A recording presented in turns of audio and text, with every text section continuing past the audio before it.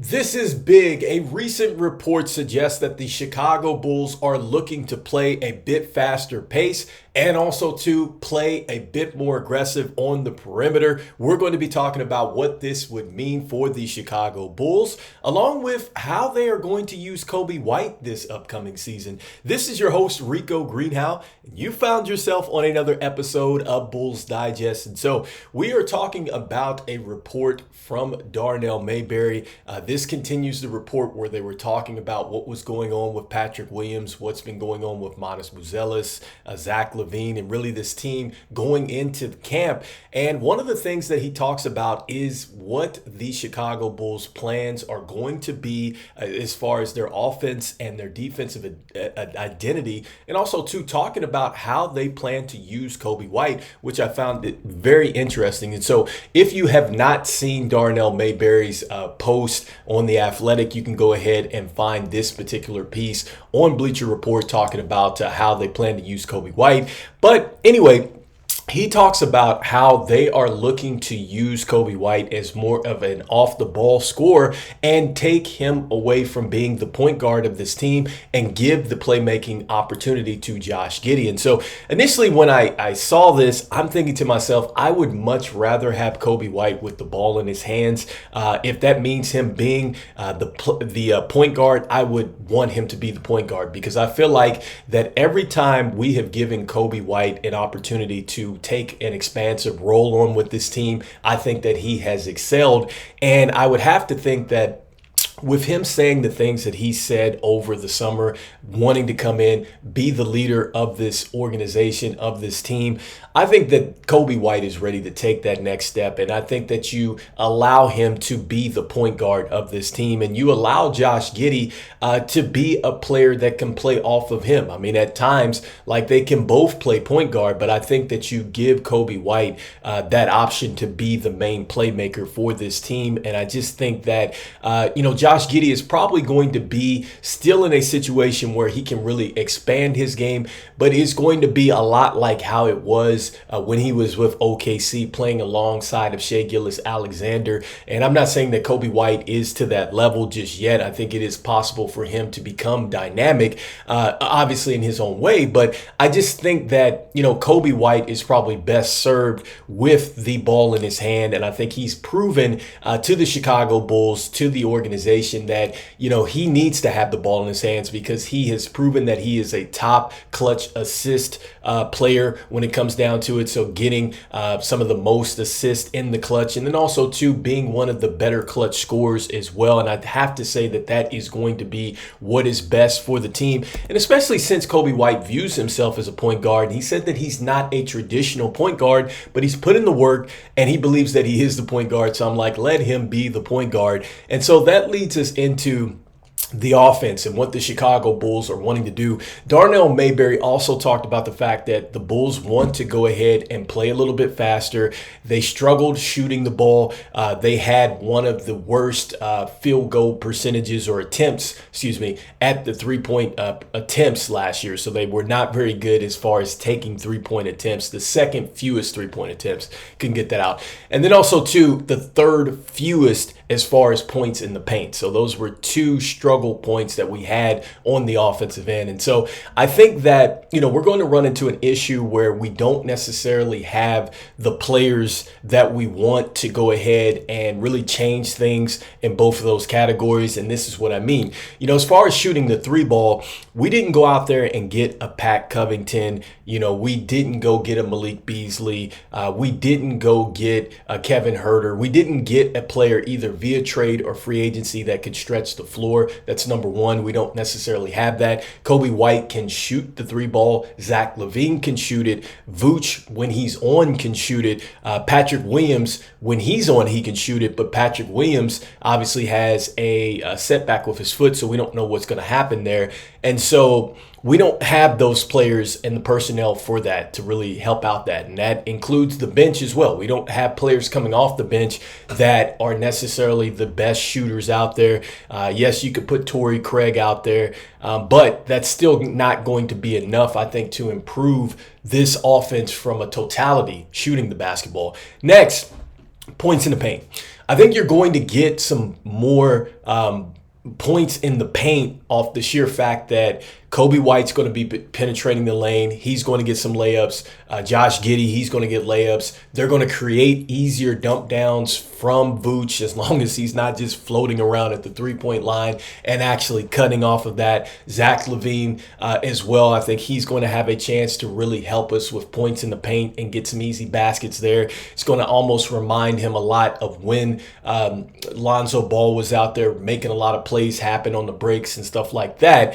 So I think that we're going to probably fix that a little bit, but I'm not sure we're going to address the full issue of that, because I think that also when I'm thinking of points in the paint, I'm thinking of players that can just turn around, take the shot off the glass, turn around jump shots, things like that, make the game a lot easier from the paint. And I'm thinking like you need to have that type of post presence, and we don't necessarily have that. Think back in the days of when Memphis had Zach Randolph, they had Marc Gasol. Like, they were a slower team, but they also played a lot better in the paint, right? They used to beat a lot of teams up in the paint. And then when you look at, a championship version of the Golden State Warriors, so they were able to get a lot of paint scores because you have Draymond Green, he's getting the fake handoffs. You have Steph Curry, he's getting layups. He's getting dump downs as well to Kevon Looney. Looney is an excellent rebounder too on the offensive end, and he's able to get putbacks and things like that. And we weren't bad, as far as offensive rebounding as a team. I think we ranked 9th. But now that we don't have Andre Drummond there, and he didn't even start, you put a lot of pressure on Vooch.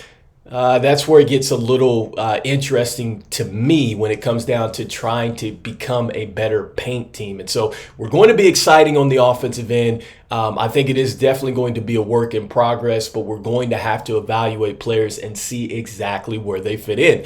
Next up, defensively, it looks like that we're looking to play a bit more of an aggressive style defensively, which means that you're going to try to stop teams from getting comfortable. You obviously want to make it uncomfortable for them to shoot the three ball as well. In fact, I think I looked at a stat last season where teams were shooting 44% from downtown on us, and actually an extra 4% with contested shots, which is phenomenal. But anyhow, so if you're going to be a better perimeter team, we don't have Alex Caruso, so that hurts. Patrick Williams could maybe not be starting off the season, so that's going to hurt. And also, too, Alex Caruso was a very vocal defender, and I'm not sure we're going to get that with Patrick Williams, which is pretty scary when it comes to being a very good perimeter team.